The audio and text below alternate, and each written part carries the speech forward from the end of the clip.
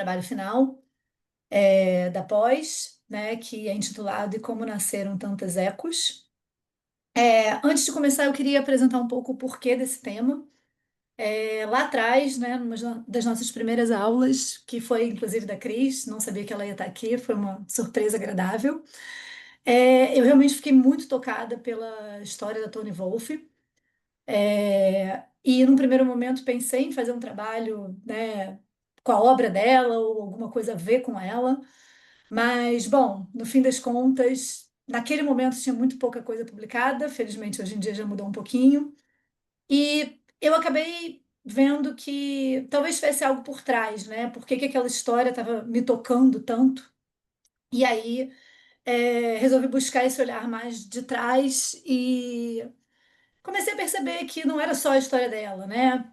Enfim, história como, por exemplo, da Frida Kahlo, que apesar de ser uma mulher super potente, um símbolo para um monte de gente, ela passou a vida inteira, de certa forma, subjugada ali a uma relação que não era positiva. Histórias de várias amigas minhas que, enfim, que eu escuto, que seguem essa linha também. Trouxe aqui a história da minha avó, mas que poderiam ser também várias outras histórias, né? Então, a partir dessa reflexão, eu cheguei então no objetivo do meu trabalho, que é traçar um olhar sobre a dependência emocional em mulheres. Bom, claro que também tem um pouco da minha vida nisso, né? E a ideia, né, é tentar desenvolver esse tema olhando tanto para aspectos do desenvolvimento pessoal, como também aspectos históricos culturais.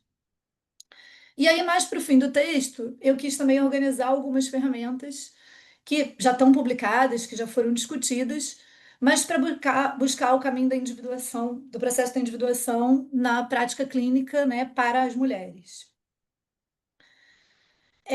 Então, tomei por base o mito de Eco e Narciso. Bom, bem rapidamente, né? Por uma determinada situação, Eco acabou sendo castigada com a perda da possibilidade de começar um novo discurso. Ela passou a só poder repetir a última parte, né, do que as outras pessoas falavam.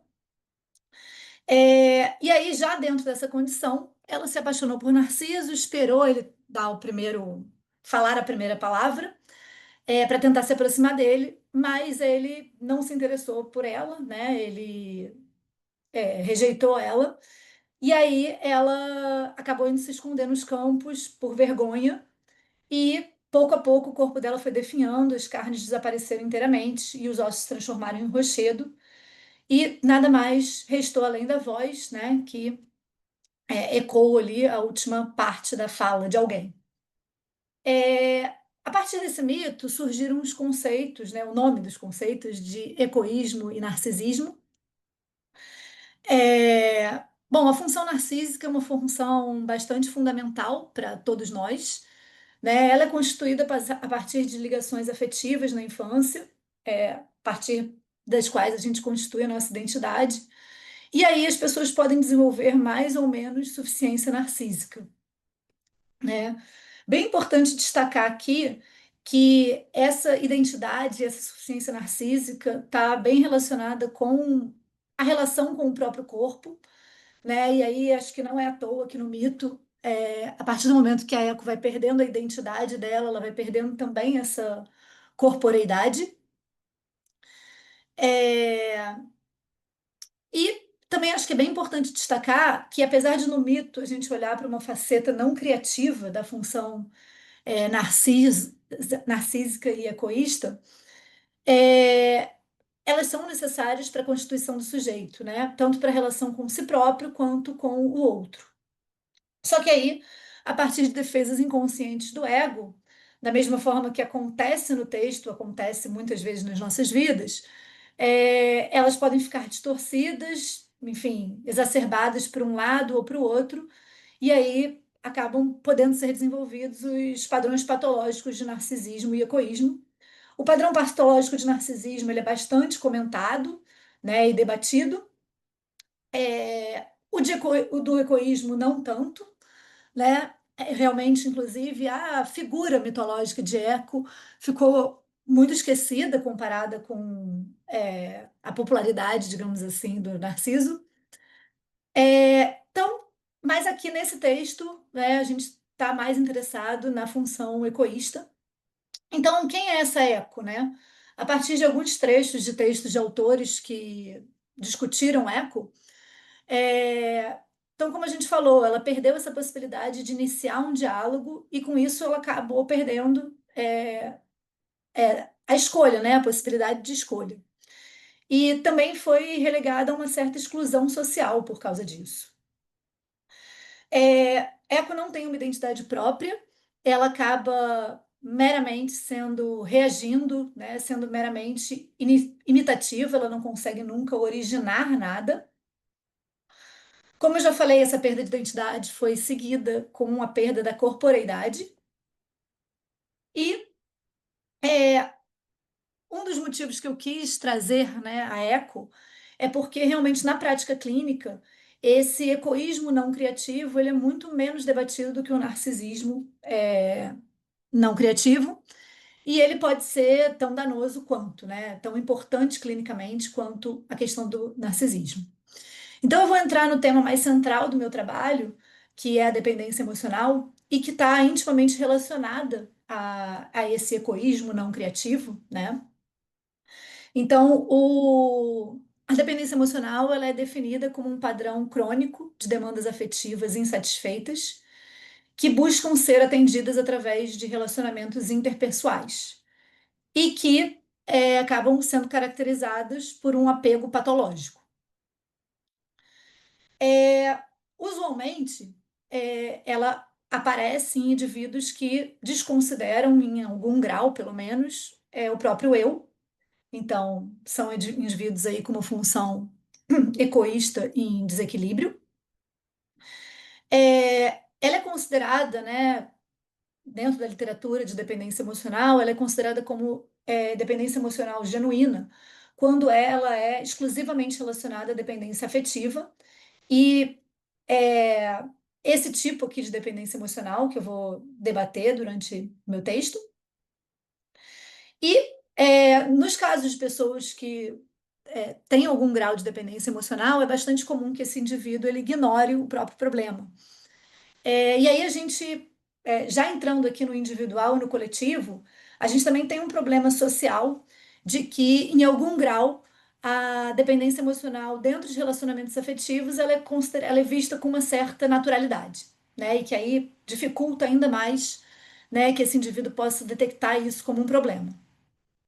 Então, quando a gente fala em dependência emocional, a gente pensa em um sujeito que pode ter um foco excessivo no outro. Em geral, podem ter uma sensação de serem incapazes de deixar um relacionamento, uma sensação de vazio emocional, medo de ficar sozinho, incapacidade de tomar decisões nos relacionamentos, enfim, entre outras características. E como eu falei, né, eu vou trabalhar essa dependência emocional no meu texto, tanto sobre o ponto de vista pessoal quanto coletivo. Então, eu usei a teoria do apego, publicada por Bowlby em 1989, para falar desse lado pessoal, né, do desenvolvimento da dependência emocional. Então, o apego foi classificado por ele como um mecanismo básico dos seres humanos que envolve o conhecimento, né, na infância de uma figura que está disponível e pode oferecer respostas, né, para aquela criança, proporcionando um sentimento de segurança. É, Posteriormente, Einhoff e depois um quarto estilo de apego foi incluído, mas ela foi a principal responsável por desenvolver, né, quatro estilos de apego baseados na teoria do Bowlby. E o apego seguro estaria relacionado, então, a uma condição que a criança tem um cuidador que está atento, está presente para dar respostas a essa criança. E aí isso gera, né, inclusive na criança e posteriormente no adulto, um apego seguro. Os outros tipos de apego, né, o evitativo, ambivalente e desorganizado, aconteceriam quando esse cuidador não dá essa resposta de forma tão adequada. E alguns estudos relatam a correlação entre o amor obsessivo e vínculos sociais na infância. É, e esse amor obsessivo estaria bastante relacionado, né, com a dependência emocional.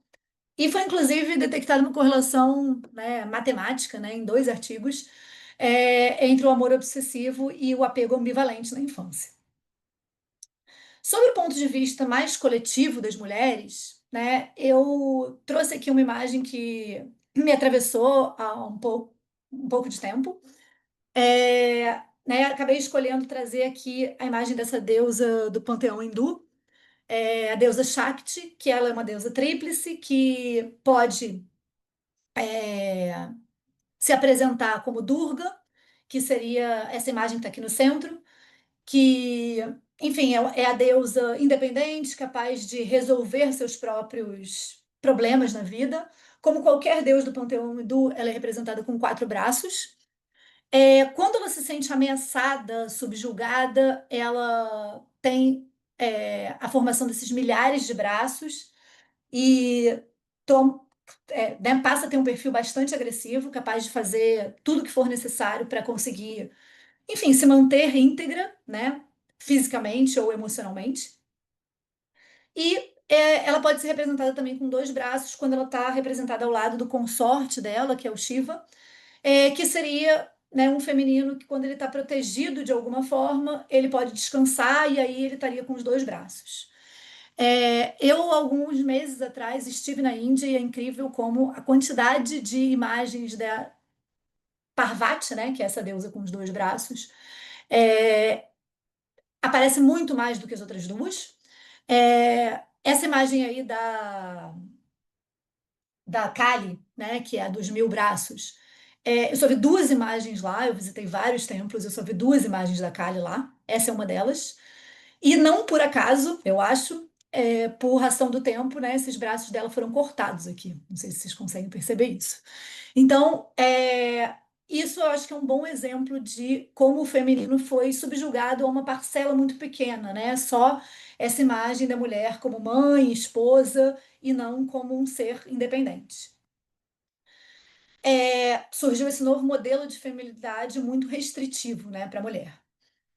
Então, a partir desse contexto pessoal e coletivo, a última parte do meu texto eu uso bastante, né, um livro da Mary Moron, que ela descreve essa jornada da heroína. Ela adaptou a jornada do herói do Campbell para incluir, né, essa ferida do feminino.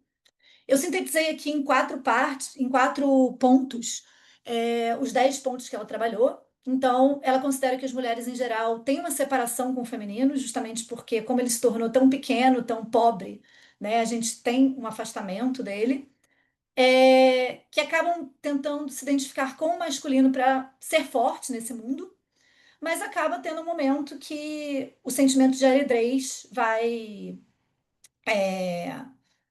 tomar conta, porque a gente não tem contato com essa Deus, com esse feminino integral realmente, que ela representa aqui, esse momento de reintegração como a descida da deusa, e aí uma integração, né, entre o masculino e o feminino. Então essa separação, ela acontece física e psicologicamente, em geral, tanto da mãe pessoal quanto do arquétipo da mãe.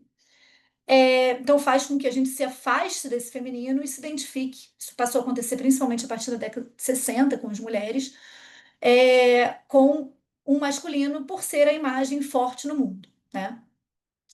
E ela descreve, aí é o ponto que eu vou me alongar mais, porque ela descreve a questão desse momento da descida para a deusa, né?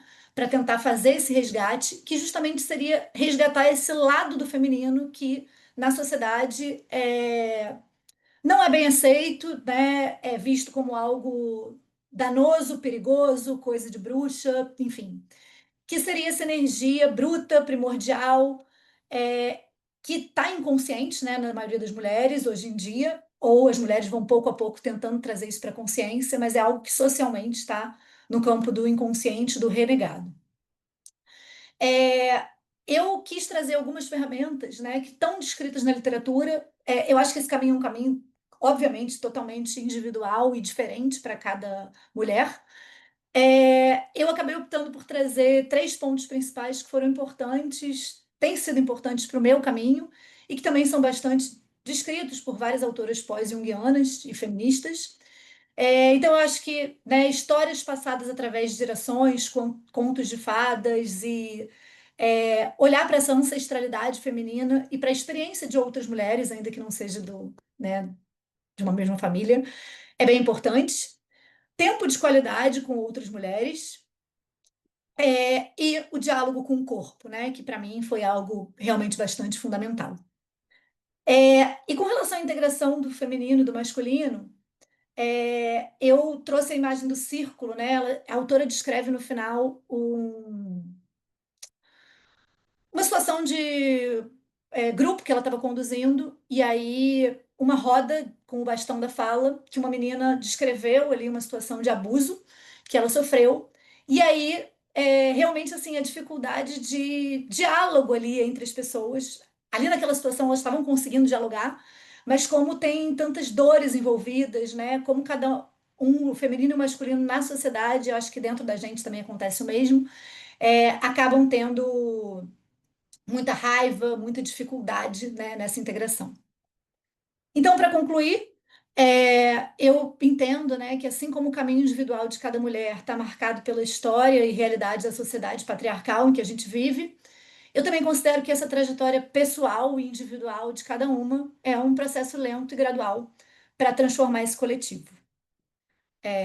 Bom, era isso. Muito obrigada.